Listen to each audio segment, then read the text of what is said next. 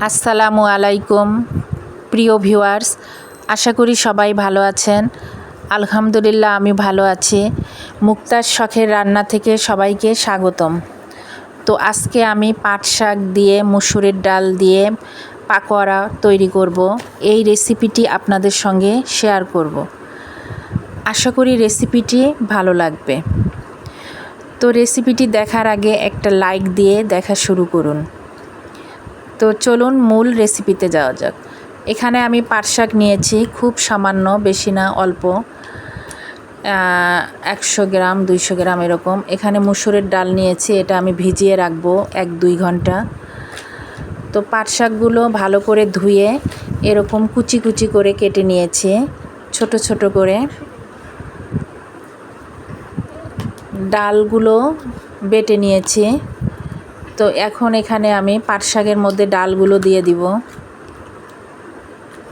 পাট শাক বেশি নেওয়া যাবে না, কারণ পাট শাক এমনিতেই তিতা থাকে, পরে পাকোড়াটা তিতা হয়ে যাবে। তো এখানে পরিমাণ মতো লবণ দিব, সামান্য হলুদ, হাফ চামচেরও কম হলুদ গুঁড়ো দিয়ে দিলাম, 1 চামচ মরিচ গুঁড়া দিয়ে দিলাম,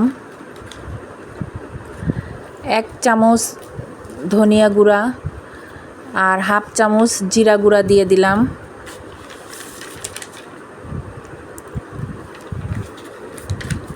হাফ চামচ আদা বাটা, হাফ চামচ রসুন বাটা দিয়ে দিলাম।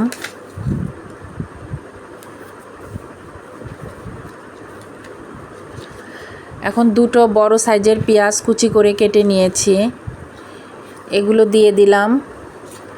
7-8টা কাঁচামরিচ কুচি করে কেটে নিয়েছি, এগুলো দিয়ে এখন এটা ভালো করে মিশিয়ে নিব।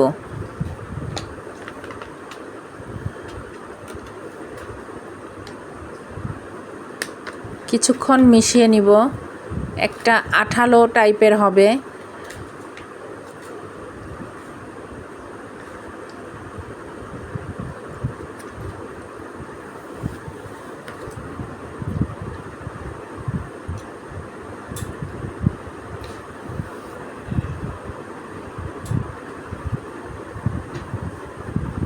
তো এটা হচ্ছে না, এখানে এখন আমি বেসন দিব 2 টেবিল চামচ।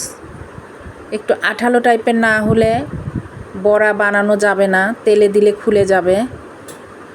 তো বাইন্ডিংটা এরকম হবে, দেখুন। এখানে আমি বেসন নিয়েছি, ঘরে বেসন না থাকলে চালের গুঁড়ো দিলেও চলবে, যে কোনো একটা দিলেই চলবে। দিয়ে একটু আঠা আঠা টাইপের হবে।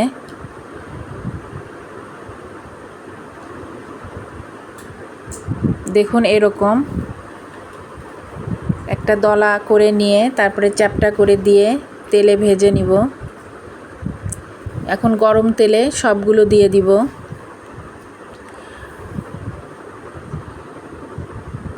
তো বাজারে 2 ধরনের পাট শাক পাওয়া যায়, একটা তিতা পাট শাক, একটা মিষ্টি পাট শাক।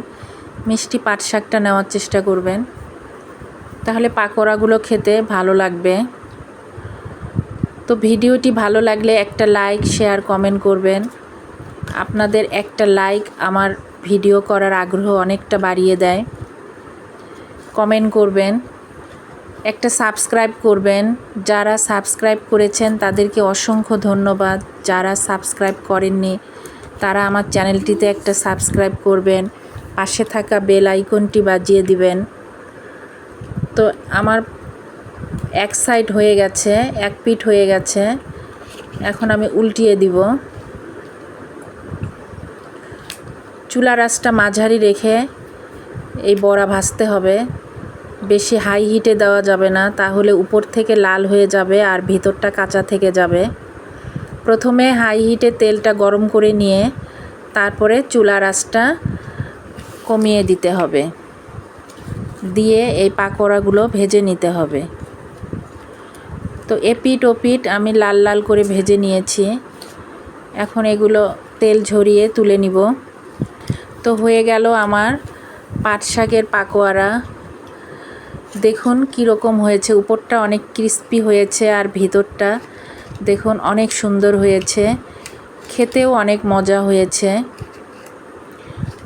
আর উপরটা অনেক মচমচে হয়েছে। তো ভিডিওটি ভালো লাগলে একটা লাইক দিবেন। তো আশা করি ভিডিওটি ভালো লেগেছে, এটা অবশ্যই ট্রাই করবেন। সবাই ভালো থাকুন, সুস্থ থাকুন। আসসালামু আলাইকুম।